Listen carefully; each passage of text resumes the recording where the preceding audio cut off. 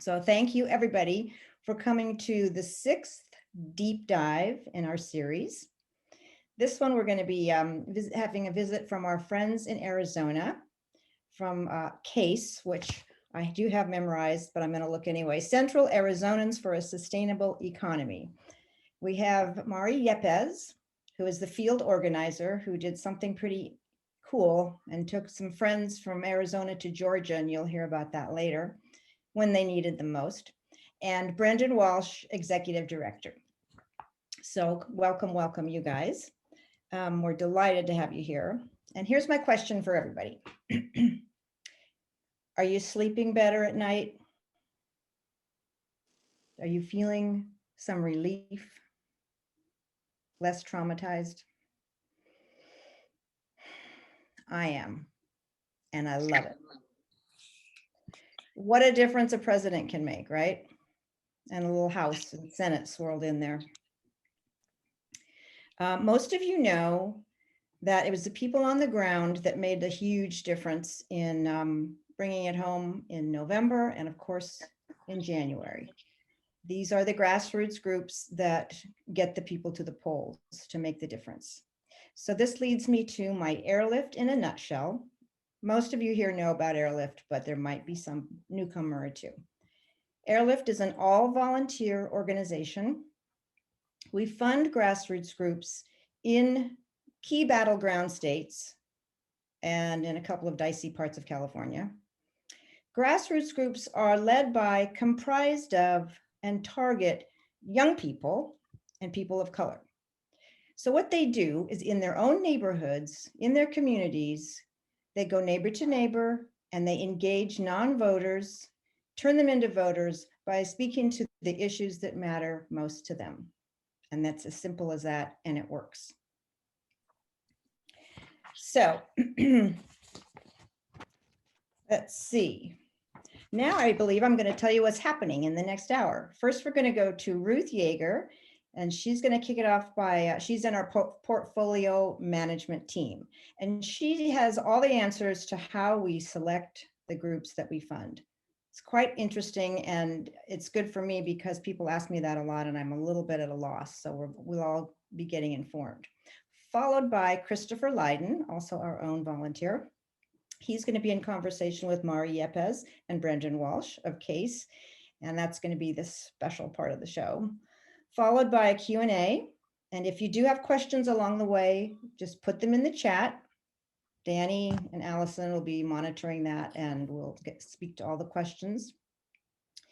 After the Q&A, Danny, our founder, Danny Altman, is going to give us a little perspective, a few wise words, his takeaway. And then I'll be back to talk about how you can get involved, how you can help at this extremely critical point in time. And for those that want to hang around, we'll have 10 minutes afterwards for open discussion. Okay, so now take it away, Ruth. Thanks, Lizzie. So I'm a political junkie and activist, and I volunteer with Airlift because its mission is the most effective way we have to win elections at the local and national level. By supporting local groups who know their communities, know the needs of their neighbors, and become trusted messengers, Airlift leverages our financial resources to support progressive values and candidates. These groups know how to turn non-voters into voters. As a member of the portfolio management team at Airlift, let me tell you how we assess and select the groups that we fund. For 2021-2022, whoops, sorry, something just happened. Sorry about that. I just lost my script. For 2021-2022, we began by identifying the states that are most vulnerable and have the most upside potential to win crucial Senate seats or House races. We selected 13 groups in 10 battleground states. For existing Airlift donors, you'll notice that we altered our portfolio to reflect the current electoral landscape and our analysis of the effectiveness and financial needs of the groups we fund. We consult with advisors drawn from the larger activist donor ecosystem, who have the staff and expertise to monitor grassroots groups across the nation. We have alliances with groups such as Movement Voter Project, Way to Win, and California Donor Table to share information and strategies. Our team interviews the leaderships of all the groups that we're considering. We evaluate groups that have a proven track record in registering non-voters and, more importantly, or as importantly, getting them to the polls. We want to know how they develop their leadership and how they work with elected officials to keep them accountable. And we select groups that are willing to be in an ongoing relationship with us and other community groups to share information and best practices. Why is this important to you as donors or potential donors? We do the discovery and assessment work so that you can be assured that your donations are needed and well used. I love talking with the executive directors and field organizers of the grassroots groups for which I'm a liaison. I am so inspired every time I'm on one of these calls by the dedication, energy, and strategic thinking they demonstrate. They build community, win elections, and save our democracy. They're the reason why I donate to Airlift. I hope that you feel the same way after hearing from Brendan and Mari. Christopher, it's all yours. Thank you, Ruth. That was great. Really appreciate it. So Brendan, Mari, we have you for a period of time, and thank you so much for spending the time with us. And really, my first question for each of you is, how did this begin for you? What's the relationship that you've had with CASE? How did that begin? A little origin story concerning the relationship with community organizing in Arizona. Brendan, why don't you kick it off? Yeah, I'll jump in. Hi, everybody. So before I jump in first and start blathering on, which I am wont to do, I do want to say hello to everybody. And, it's nice to see many of you again. But I do want to say also that out of all the funders that I work with, and, fortunately we have many, this is my favorite group to talk to. I really have enjoyed, I really have enjoyed the conversations I've had with folks here. And for some reason, I just feel like the amount of just enthusiasm and respect and sort of like a validation we get from you all, which is like really unqualified, is really helpful when we are going through what we're going through. So even more than the financial contributions, which are definitely very helpful, the sort of like moral support that we get from you all is super, super helpful. So I really appreciate all of you. And I'm so glad to see more of you than we've had a chance to see before. So I will say though that, I'm from a working class neighborhood in Boston. We're hard hat Republicans where I come from. There aren't any Democrats in my family, or there weren't until I started working on them much later in life. I was an angry young working class kid just trying to get out, trying to figure out how I can get a job to make some money. And I ended up getting into Harvard University. I was a pretty smart kid. It was the one thing that was really going well for me when I was a kid.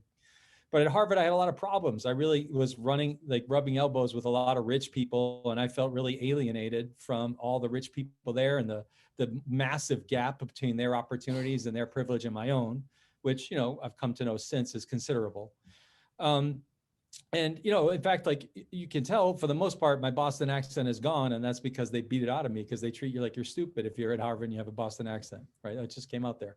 So, so I was trying to figure out when I graduated, like most of the recruiters that come on campus are from investment banks and management consultings. And I didn't want to do that. So I was trying to figure out what can I do that would give me some prestige and some decent income and job security, but also like do some good in the world. And I thought I would be a university professor. And that's what I studied to be, is a literature professor. So I went and I did a PhD at Yale in American Studies, history and literature. But what I found out when I was there is that graduate school was a miserable place because they're turning all of the professors' jobs at universities into casual jobs, just like the ones that I worked at when I was in a supermarket that pay almost no money, and and you have no job security, no academic freedom. So that was very dispiriting for me, and it made me very angry. It turned out, though, that there were a lot of my fellow graduate students who also were upset about it, but had a plan to fix it. And their plan was to form a graduate student union. I had never wanted anything to do with union or politics ever before. But my friends were like, it turned out that all of my best friends were not only in the union, but were activists in the union. So they made me sit down and talk. They talked to me about how the pain that I was feeling as a student, as a graduate student, as a teacher, but also just as a working class person was social. It wasn't personal, right? And that it was structural, it was economic, and that the union was a solution to that. But in this particular union, there was something that was very special. I still don't know that any other union I ever would have joined, but we were affiliated with Unite Here, the hospitality workers union in New Haven, Connecticut. And because in order to beat the Yale University or the influence, you had to have everybody on board. We were in the Federation of University Employees, which included all the African-American dining hall workers, the sort of middle-aged Italian white ladies who worked in the clerical areas. And so it was all really a cross-racial, cross-class coalition of folks who were all bringing their talents and expertise to the table as equals to fight for justice and fight for respect with regard to the Yale administration, who had, really considerable corporate influences that I find still are very unhealthy. So, and the fight we fought, I went on strike there myself, went on strike with other people. We were threatened, we were blackballed, we were blacklisted, we were, had our teaching assignments taken away. But the thing I saw from this union was that some leaders stood up in the face of incredible difficulty to do what was right and really back their words up. And for me, being part of that was an experience that I never had before. Folks who trusted each other, believed in one another, stuck together, and were willing to do what it took to make change for themselves and each other. And it was intoxicating. And so I instead of becoming a professor, I took a job with the union. For a long time, I wondered why I did, because the work is brutal. It's rewarding, but it's, for me, 8/10 of the time, it's not fun. The 2/10 make it worth it. Although, just because, being morally upright is more important than being happy to me most of the time. But as I stayed there and I continued to organize that union, but I moved out to Arizona because some of us in that movement, we had national aspirations that we were going to change the world. And they sent me and a few of my peers out to all the hardest places that you could possibly organize. So they sent me out to Arizona. I volunteered to come here because my mother and father live here, and a couple of my brothers. I had a newborn child. My wife is also an organizer, so we needed the childcare. And there was also an interesting opportunity, but I hated it for a very long time. But I dug in and I found my particular niche in community and political organizing. And so I still am employed by the Hospitality Workers Union, but my assignment, they lend me to CASE. And so they donate my salary to CASE and CASE Action, which is the C4. So I've been doing voter engagement and community organizing for the most part since 2010, which has been my job. And it really is a great joy in my life. And one of the reasons is that I get to work with a lot of 20-somethings, 18 to 20-somethings, which, I used to be a teacher. And now I get to work with young people who are not just going to be in my class and learn a few things, but we get to mentor them and see them join our organization and change the world. And so our organization has people who from all races, who start at I'm the second oldest. So I'm 52. There's a couple of 55-year-olds or something like that. And it goes down to 18-year-olds. And we have one person who's working with us now who started with us when she was 14. So it's an amazing organization. I'm very proud of it. I'm very excited about it. I'll get into some more of the details about the program, but that's how I got involved in the organization. I know it's a really long sort of story, but I'm really proud of it and really happy about it. And I like to share. We'll it. circle So thanks for back listening. later, Brendan, about that early childhood period in Boston. Yeah, you don't even want to know it, man. So Mari, tell us about your experience, and why don't you begin with starting with CASE? You're one of the younger folks there, at least beginning, but you had an interesting story about growing up once again in the union. Yeah, so good afternoon, everybody. So I started out with CASE in 2012. I was 19. So I have grown up in the union. But so I really, got involved with CASE because I was born in Mexico and my family immigrated to Arizona when I was 5 years old. And I grew up in Queen Creek, which is like a rural town, very conservative. But we immigrated because my parents wanted me to have a better opportunity, right? To go to college. I wanted to be an immigration lawyer. And growing up in, school, I did my best. I was like, I learned English really fast. I was like the translator for my parents, and, straight A student. But I soon came to realize that that didn't matter, and that discrimination was very real. And I really noticed it in high school, coming from my own personal, like, teachers saying like, you shouldn't be here. Like people need to do it the right way. I walked into my honors biology class, and my classmates were like, I bet your dad's standing outside Circle K. That's, a reference because that's where labor workers stand, waiting for work. And they're like, we're going to call it Sheriff Arpaio on you. And Sheriff Arpaio was this known sheriff, right, that terrorized the immigrant community. And, I thankfully, like, I was a resident. I wasn't yet a citizen, but, my dad was, always working the farms. And so he, like, that's how he, became legalized during the amnesty. But they were just judging me off, the color of my skin. And to me, that like really, told my mom's like, just move forward, like, ignore them. And that's exactly what I did. I had straight A's. I started college when I was 16 as a sophomore. By the time I graduated high school, I had my associates. But then, through Arizona State University, I was doing my major in political science. I got an email about, joining CASE and registering people to vote. And I signed up. I was, I think about it like, oh, I went from a small town to driving to, the city, to Phoenix for an interview. And, I really, for the first time in my life, I felt like I had a voice and there was really something I could do about it. And Sheriff Arpaio, during 2012, we registered thousands of people to vote. And not just that, but we really built a group of like volunteers that, really stood up. It was high school students that were out with me every single day registering people to vote after school. And, since then, I've been with the union really building up, because, thanks to Brendan and the leadership there, I felt like I actually, had somebody that really mentored me and really cared about me. And so, I graduated ASU, but I didn't continue on to law school. I, stayed with the union, and I do work with CASE and Unite Here. I've done a lot of work with the union, but, also continuing to build our leadership here. So Yeah, Monty, Yeah, go ahead, Brent. Christopher, I got just to make sure to clarify. Sorry to jump in. It is the case that CASE remains close to Unite Here, and we feed some of our young activists to go work with the union, and sometimes the union brings people back to us. And so they are two independent organizations that have a very symbiotic relationship. Right. Just to make sure that's clear, folks.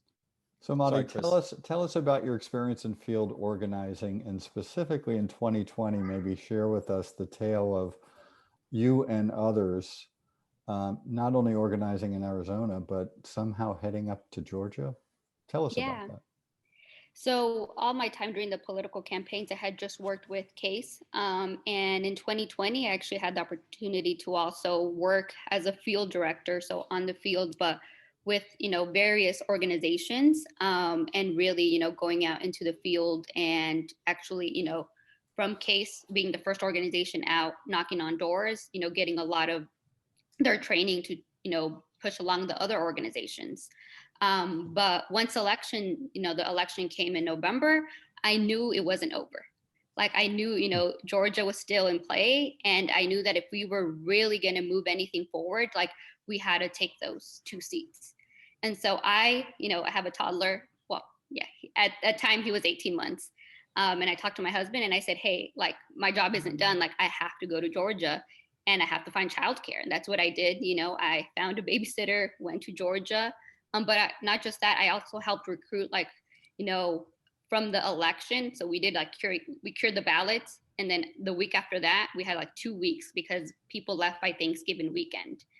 We had like 150 people leave that first round. And then in December, we were able to recruit like 100 people. So I was running an office with like a team of like 50 people. But I would get back to the hotel and, I would start recruiting more people. So to grow the team, because we knew it was just going to be so close.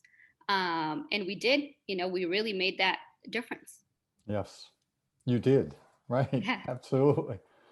So Brendan, one of the things that Mari had mentioned before, and I know you folks are known for, is this whole capability around canvassing.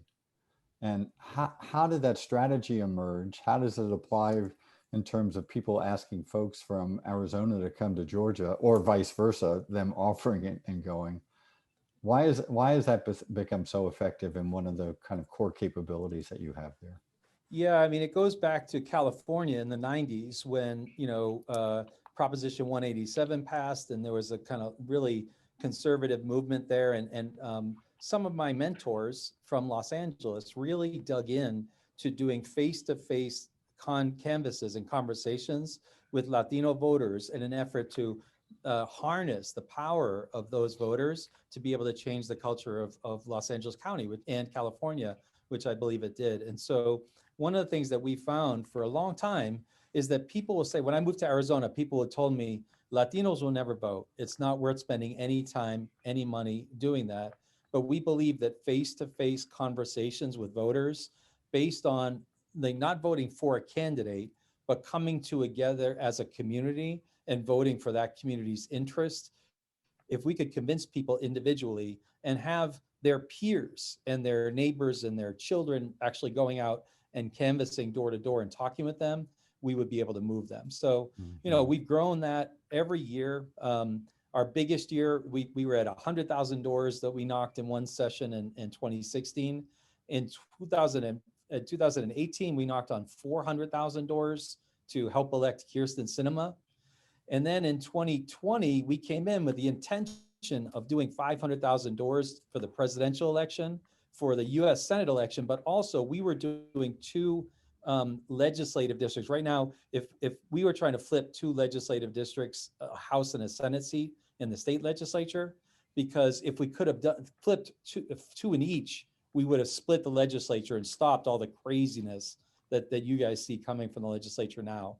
So we were digging into that, and we were going to do 500,000 doors in these various different neighborhoods, door knocks. And COVID hit, and nobody else wanted to do door knocks. But we had a group of people that were so committed and convinced that we looked deep into the science and studied everything we had to about COVID to be able to scale up and do a massive canvas with really 100% effective canvas safety protocols. So we did 800,000 door knocks in Arizona over the summer and fall in Arizona, with up to 500 canvassers. But it was really exciting. It was so once people saw the momentum, we had about 200 volunteers or come at various different times from California. We had our own people, we had workers, we had paid canvassers, volunteers. It was amazing.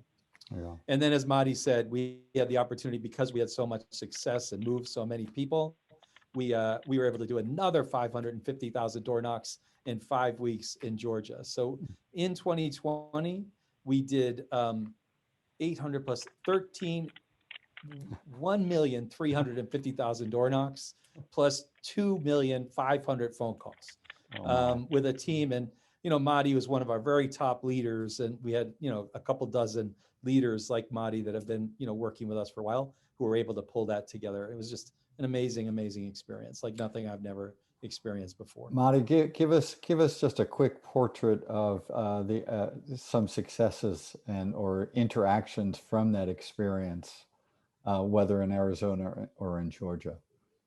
Yeah, Any come to mind?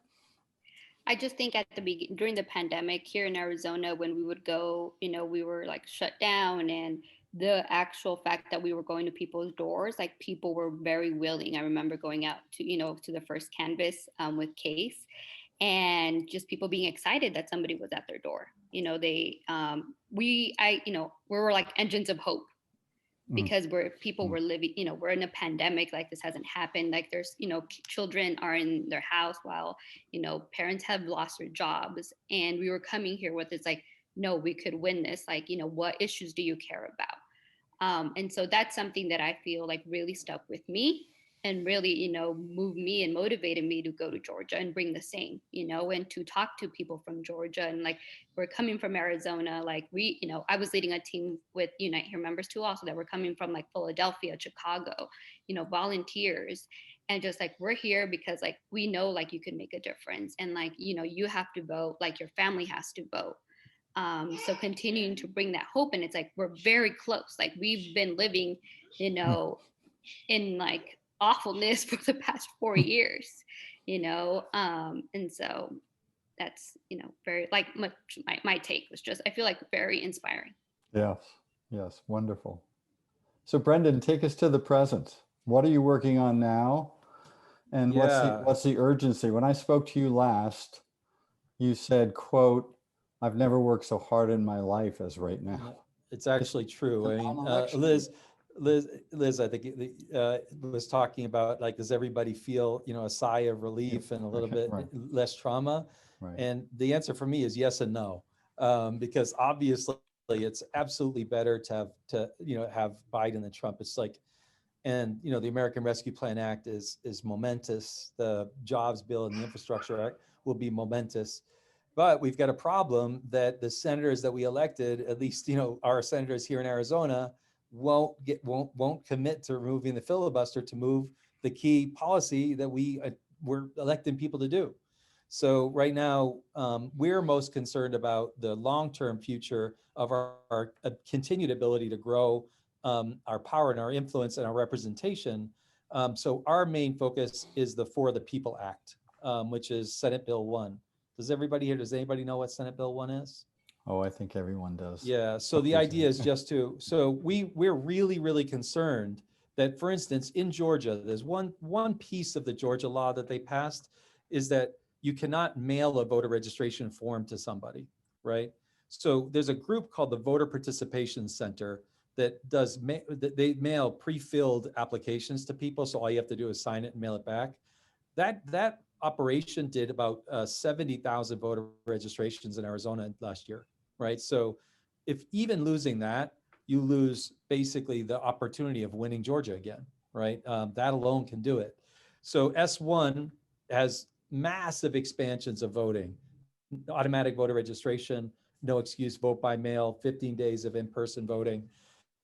So we're really, really excited about that for Arizona because we have a governor's election. We once again have a chance to take the House and the Senate. And then we also have, obviously, Mark Kelly's running again for Senate. Mm-hmm. But the redistricting piece is for us even more urgent because the Republicans are now going to try to do everything they can to gerrymander their districts in the states where they can to make it impossible for us to take the House. Mm-hmm. So it turns out that we have to get the For the People Act passed by August 1st in order to really save our democracy in some respects. At least that's how intense we feel it. So we are running a massive campaign to move Kyrsten Sinema by hook or by crook to pass the For the People Act, because if she and Manchin so it has 49 co-sponsors already, all the Democrats except for Manchin. And if Manchin and Sinema say they'll reform the filibuster even for this law, we can get it through. So right now we're doing donor outreach, we're doing small business outreach, we're doing elected officials, like one of my mentees, who is the minority whip in the Arizona House of Representatives, is now a staff organizer for us, organizing elected officials. And we're having our first town meeting to try to get more people involved in the fight tomorrow night. And it turns out that right now we have 120 RSVPs from workers, elected officials, like Secretary of State is coming. Reverend James Lawson, who some of you all might know, he was a mentor to John Lewis and others in the civil rights movement, is our featured speaker there. So we have a really massive campaign to do this, but trying to raise this issue up when people don't know the urgency of it. They don't necessarily know what the bill is. Right. They're not aware of Sinema's stance. Right. It's a really, really challenging campaign. So we're digging to do everything we can, and we feel like we need this to be able to win again in 2022, 2024. So that's our current campaign. Great, thank you. Let me pause for just a moment and ask Danny, who's been monitoring the chat and seeing if there are any questions from our audience. Danny, are there any that you would raise or have been highlighted?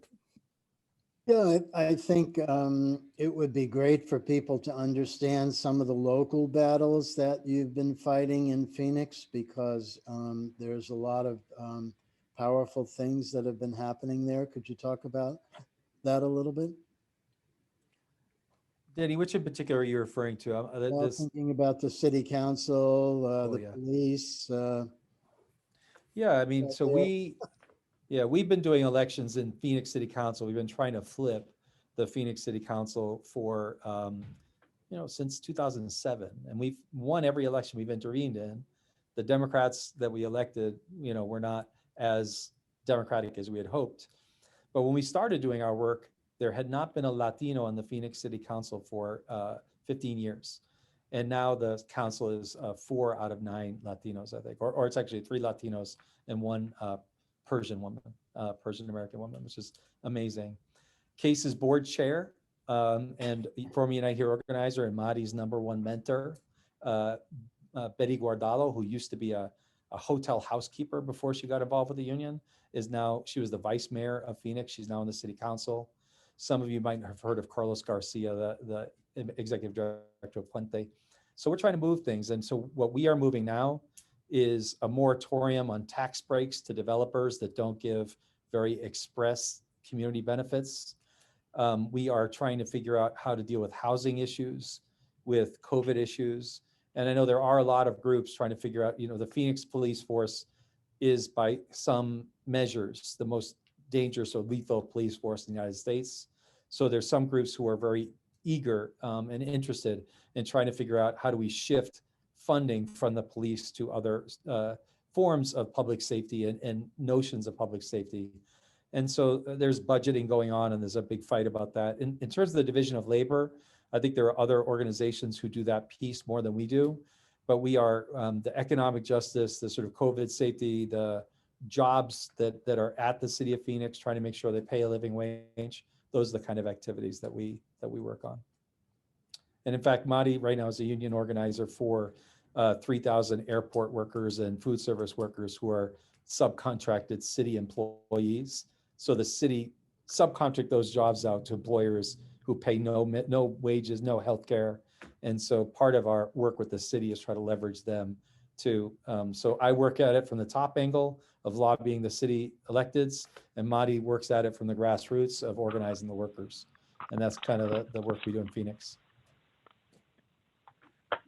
Somebody asked, will a voter participation center be legal in Arizona? They were awesome in 2020. Yes, there's no law right now that will stop the voter participation center from doing their program in Arizona. Here's another one. What does CASE need right now in terms of funding? What opportunities are there if you get additional funding? Right. So right now we are fundraising. We have a budget gap. We've already raised a significant amount of money for our campaign. We have 6 organizers, community organizers on staff. Right now we have 20 canvassers going door to door, getting people to email and call into Sinema. We have 15 phone bankers doing patch through calls to Kirsten Sinema, asking her to move on the filibuster in S1. We've already had 4,000 people patched through to Sinema.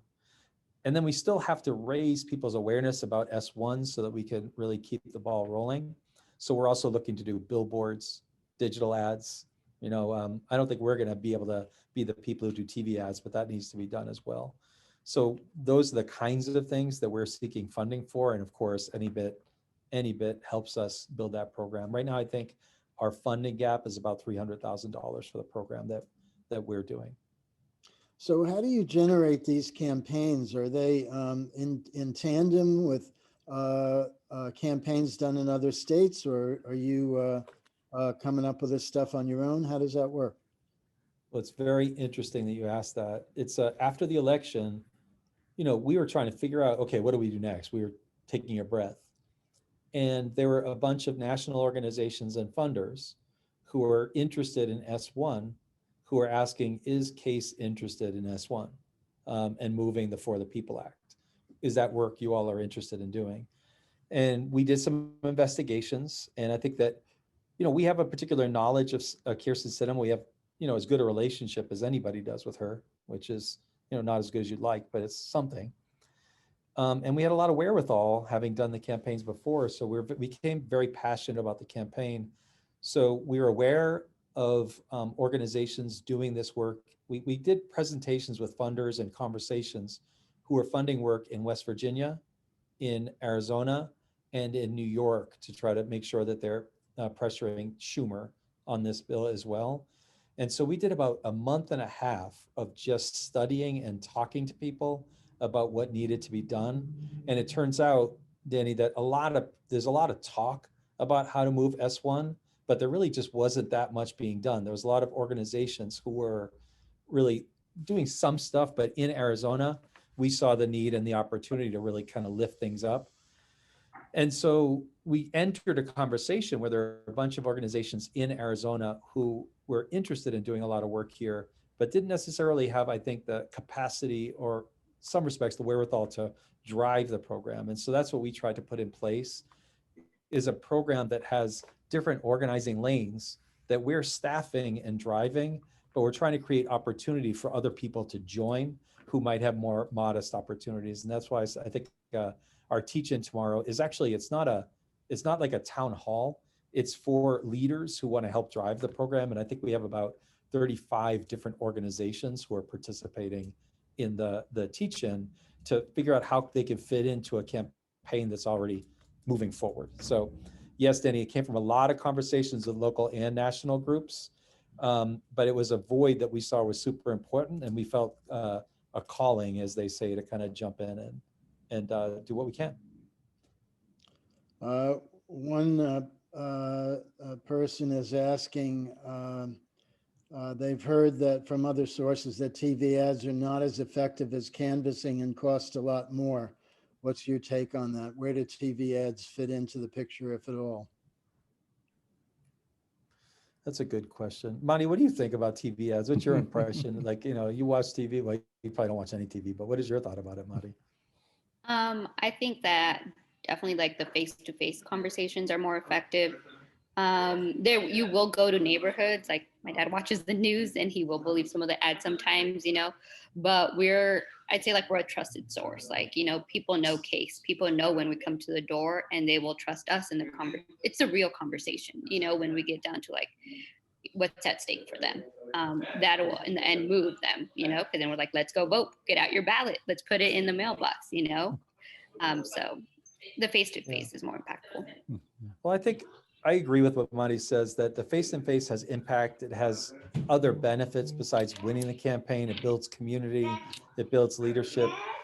But I can honestly say, as much as this doesn't help our pursuit of funding necessarily, that the elections that we've won, the big elections, like for president, for cinema, for Kelly, there were key issues, really, in healthcare being the top one, that, Martha McSally, for instance, took a disastrous for her vote to get rid of the Affordable Care Act, and TV ads pointing that out were super important. And so I do believe that when you're trying to create a massive movement, you kind of need to hit it from all angles. So I wouldn't be dismissive of TV ads, though I do think face-to-face canvassing is our jam. That's where it's rewarding, it's inspiring, it changes people's lives in a way that TV doesn't, but I think we need it all. Mhm. That's fair. Last question, because I think we're running a little tight on time. Were Georgians comfortable receiving out-of-state canvassers? How did you work in concert with other groups? I'm really curious about that too. Go ahead, Muddy. So we were welcomed. People actually were very happy to hear that so many people, cared about Georgia. We worked as part of a coalition with other organizations, and so we divided up turf so we weren't overstepping each other. And I think that's how we were able to cover more ground. Yes, so Stacey Abrams' organization Fair Fight was kind of like the biggest sort of like partner. And then there was another organization called Black Pack that had a really large canvas operation there. Mm-hmm. And so we kind of fit in, like we went to places like, we did not do the work in Fulton County, which is Atlanta proper. We did DeKalb County, which was pretty awesome. They came in at the last minute and saved the day. And then, which was all African Americans. And then we did Gwinnett County, which really had not been done before in Georgia. We were the only ones who had canvassed there, and it was 20% Latino, 20% white, 20% the 20% Asian, and I guess it leaves 40% African American. So it was the most diverse area, and because we had a very diverse canvas group, we had the opportunity to do that. So we were very welcome, but part of that is because we were very respectful. And the other thing that I think we did too is we used the opportunity. Arizona is only 4% Black, right? There aren't a lot of Black people in Arizona. And when people think about race relations, it's mostly, Mexican, versus it's anti-Mexican, anti-Latino sentiment. But it was an opportunity for us to really explore for our leaders the specificities of racism, anti-Black racism, and racism in the South. And so we really spent a lot of time training people on the history of racism in the South and being very respectful of the fact that we were in a place where people had lived for a very long time, and we were trying to draw connections with folks while recognizing that, we're in this together, but we're here to kind of make that connection as opposed to tell people what they should do because we know what's right for them. And it was a pretty rewarding experience. It was pretty cool. Well, thank you both. Really appreciate it. And please stay with us because I know there'll be some additional questions. There's a little pause in the action and really set aside some time to get your perspective, Danny, not only on what was just said, but how similar this is to other groups and just some key takeaways or final thoughts that you have relative to Brendan and Mari, as well as Airlift. Thanks, Chris. I always feel when we're talking to the people at CASE that it's the beginning of a conversation and then it's over because there's just so much to talk about. There's so much. I mean, you've got such a rich history in terms of like the communities that you're serving and the history of victories and almost victories and things that you're working on. That it's just it's pretty humbling for us because we're kind of playing this game at a distance, and we are kind of what you said, Brendan, about that it's people standing up in the face of incredible difficulty is like kind of like what we're feeling, and turning non-voters into voters is just an every single day kind of proposition. And it's so different from the circus comes to town mentality of mainline politics, that we kind of feel like we're living in a different and privileged world, to be so close to the work and to understand the just the power of it and the connections that you're making to all of these different issues. And I think because you're part of a union, that's very different for Airlift because you're the only union affiliated group that Airlift works with. And it's it just kind of highlights that we're looking at each state and each situation individually. And the power of the work is ultimately what we have respect for. So I just, this whole world of bottom-up organizing and political work is I think of it as everything that's not covered by Rachel Maddow, because people are used to looking at the top. They're used to looking at the personalities. They're used to looking at the so-called, big issues of the day. But it's just this drumbeat of work at the local level. The battles on voting rights and rethinking justice and policing and actually funding public education and giving people Medicare. These are the battles that people care about because it affects their lives so closely. So we just have an enormous amount of respect Name right there. for the work that you do, The and name's right below. Is Rob on this we call? want people to recognize that it's, we like to say it's kind of like the Olympics because the gold medals are won by the day in, day out work that people are doing every day. And it's kind of hard to turn on the TV and get a feeling for how real and how powerful that work is.